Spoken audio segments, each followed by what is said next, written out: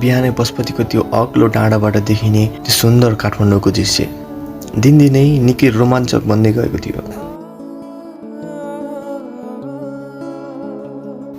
स्वच्छ हावा र वातावरण निकै सफा देखिन्थ्यो। एक बिहानै पशुपतिनाथको दर्शन गरेर म सधैँ झैँ त्यस डाँडामा जाँदै थिएँ। मेरो नजर पशुपतिको घाटमा पुगेछ।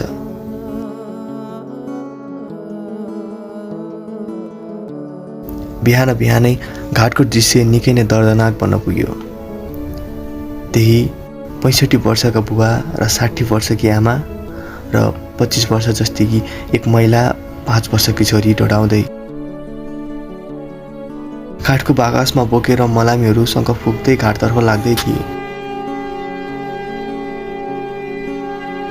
मेरो नजर काठको बाकसमा पुग्यो। काठको बाकसमा मलेसियाको लोगो प्रिन्टेड थियो। लाउँ खाउँ उमेरमा खाडी मुलुक पसेको जवानको मृत्यु भएको रहेछ। आज भने मलाई त्यस डाँडामा जान मन लागेन। त्यही घाटको छेउमा उभिरहेँ। आमा बुबाले बगाएको आँसु, श्रीमतीको आश र साना नानीको भरोसा आगोमा जल्दै थियो।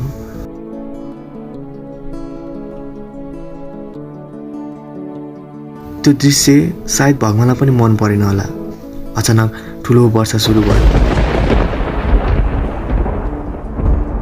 मलामीहरू ओत खोज्दै लाखापाखा लाग्दै थिए। तर बुबा भने छोराको चित्त कुरिरहे। उहाँले भिरेर ल्याएको साइड ब्याग पानी पर्दा ओतमा राखिदिनु भयो।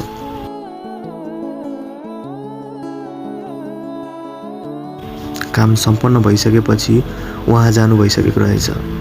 तर त्यो ब्याग चाहिँ त्यहीँको त्यहीँ रह्यो। त्यो झोलामा के होला भन्ने मनमा उत्सुकता जाग्यो। तर मनमा अनेकौं डरहरू पनि। भोलिपल्ट बिहानै पशुपतिनाथको दर्शन गरेर डाँडातर्फ गए र फर्कँदा त्यो ब्याग त्यहीँ रहेछ। अझै मलाई त्यहाँ जान भने आँट आएन। छेउमा खेलिरहेको सडक बालकलाई त्यो ब्याग ल्याउन अनुरोध गरे। हिचकिच्याउँदै, दाइ म खेलिरहेको देख्नु भएन? मैले खल्तीबाट 50 को नोट निकाल्दै भने। को जान्छ त्यहाँ? 5 जना खेलिरहेका थिए। त्यसमध्ये नि एउटा सानो भाइ भने पैसा ननिकाल्दै झोलातर्फ भागिरहेको रहेछ। र ब्याग मलाई थमाउँदै, दाइ हेर्नु त ब्याग, लिनुहोस्। मैले ब्याग लिएँ र पैसा दिएँ। म घरतर्फ लागेँ। कसैको झोला घाटबाट आफ्नो घर लैजान कतै पनि मन थिएन। तर त्यस ब्यागमा एउटा नोटबुक रहेछ। मैले त्यस ब्याग दिनका लागि मैले कसैलाई पनि चिनेको थिएन। खासमा अरूको स्वीकृति बिना अरूको नोटबुक पढ्नु गलत हो। तर म भने नपढिकन बस्नै सकिनँ। मैले त्यस नोटबुकलाई झोलाबाट निकालेँ र त्यस बुकको शीर्षक थियो मनको व्यथा। पहिलो पान्नाको एउटा कुनामा लेखिएको थियो, ठेगाना सिबु, सरावाक, मलेसिया। बुबा, मैले यस डायरीमा लेखिएका हरेक शब्दहरू महसुस गरिदिनु होला। 2075 सालमा हजुरसँग भएको त्यो चर्काचर्की र आमाको त्यो आँसुकै पाप लागेको होला जस्तो छ बुबा।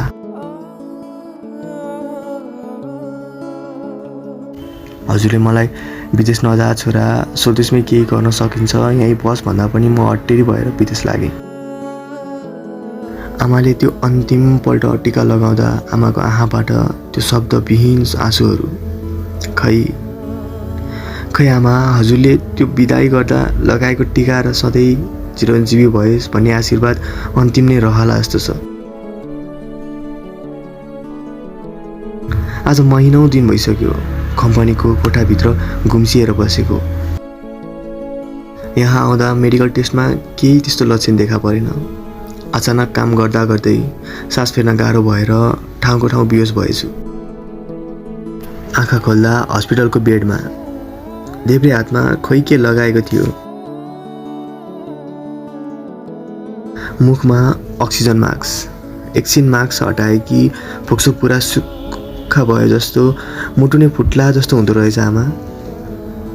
2 दिनपछि रिपोर्ट आयो। मलाई त ब्लड क्यान्सर भएको रहेछ। हेर्नु न आमा, न त म मेरा साथीहरू जस्तो रातभर अबेरसम्म रक्सी खान्थेँ, न त चुरोट तान्थेँ, न त म राति केटीहरूसँग पार्टीमा समावेश हुन्थेँ। जहिल्यै ड्युटी पछि आएर समयमा खाएर सुत्थेँ र बिहानै ड्युटीमा जान्थेँ। खै कसरी ब्लड क्यान्सरको शिकार भइयो। बुबा, सपना धेरै थिए हजुरको। 12 वर्षसम्म मलाई काठमाडौँ राखेर पढाउनु भयो।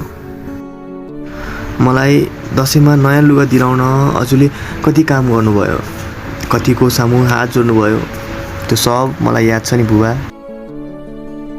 आफू 3 वर्षसम्म फाटेको चप्पल लगाउँदा पनि मैले एउटा धागो निस्केको जुत्ताको सट्टा नयाँ माग्थेँ। हजुरको त्यो वर्षौँ लगाएको दौरालाई परिवर्तन गर्नु थियो मलाई। आमाको त्यो पुरानो फरियालाई परिवर्तन गर्नु थियो मलाई। बुबा, यो जिन्दगी भनेको बुढो बाउ नै हो जस्तो छ। जेठो छोरा चाहिँ सङ्घर्ष अनि कान्छो छोरा चाहिँ प्रेम रहेछ। बुबा, मैले मेरो 2 वर्षको छोरी र आफ्नो श्रीमतीलाई छाडेर सङ्घर्षको बाटो लागेँ। खै बुबा, मैले रोजेकै बाटो गलत रहेछ क्यारे।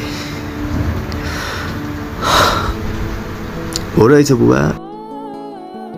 उमेर बढ्दै जाँदा हजुरहरूको हरेक कुराहरू साँचो थिए।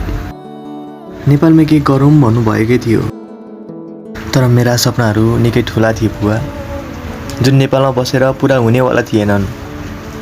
हाम्रो राम्रो घर होस् काठमाडौँमा, छोरीलाई राम्रो स्कुलमा पढाउँ, परिवार साथ हौँ। तर बुबा आफन्तहरूले पनि बुबाको पैसा र सम्पत्ति अनुसार व्यवहार गर्ने गर्दो रहेछ। बुबा, मैले तपाईँलाई गरिब भन्न खोजेको होइन।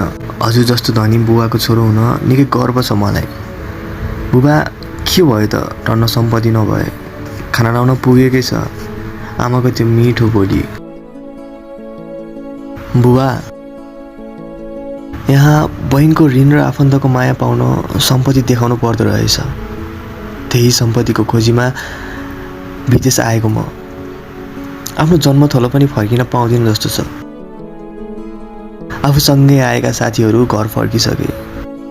यस दसैँमा म पनि आउँछु होला बुबा, हजुरको त्यो जिम्मेवारको काँध बोक्न। हेर्नु न बुबा, आँखाबाट आँसु बगिरहेको छ। सानो छँदा मन दुख्दा मजाले रुन पाइन्थ्यो।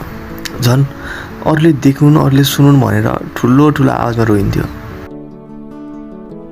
तर आज जति मन दुखे पनि रुन मिल्दैन। यदि आँसु आइहाल्यो भने पनि कसैले देख्लान् कि भन्ने हुन्छ।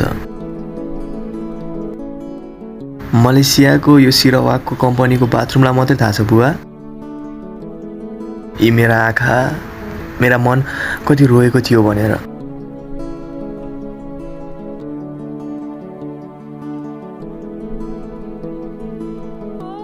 जीवन खेल रहेछ मेरो धारणामा। अनि हामी चाहिँ खेल्न आएका।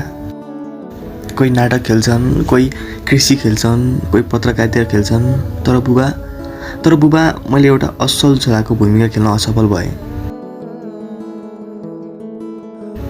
जिन्दगीमा यति धेरै धन कमाउन मन थियो कि बुबा, आज पैसा नभएर टाढिएका मेरा आफन्तलाई भोलि त्यही पैसाले किन्न सकौँ। अस्पताल, मन्दिर र अदालत त केवल एउटा आशा दिने मात्र ठाउँ रहेछ। पुरै जीवन कहानी त जन्मिँदै लेखिआएको हुँदो रहेछ। मेरो जीवनको अन्तिम सफर यहीँसम्म मात्र रहेछ बुबा।